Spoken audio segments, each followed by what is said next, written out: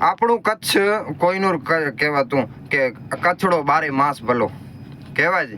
અને આપણા કચ્છમાં એવા સુરવીર યોદ્ધા થઈ ગયા કે અલાઉદ્દીન ખિલજી સામે 140 ઓરતોને જીવન બચાવવા માટે, ઇજ્જત બચાવવા માટે લડત કરી હતી.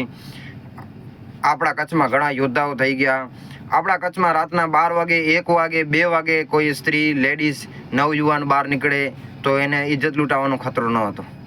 પણ આપણા કચ્છવાળાઓએ 2 પૈસાની લાલચમાં બહારના માણસોને અંદર અહીંયા આવવા દીધું. કચ્છમાં મનીષ કુમાર માંજી બિહારનો છે, એ 6 વર્ષની બાળકી સાથે બલાત્કાર કરે છે.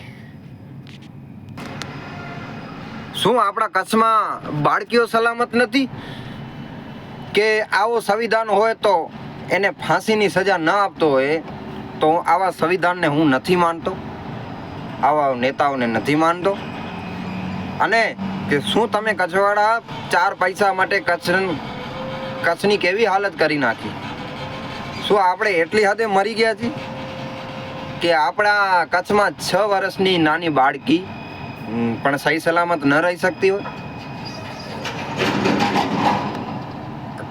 કેવું કચ્છ હતું ને કેવું કચ્છ રહ્યું? દિલ્હીને દૂધની રખેવાળી માટે આપણે રાખ્યું અને સાપોને આપણે દૂધ પાયું. આ વાંક આપણો છે.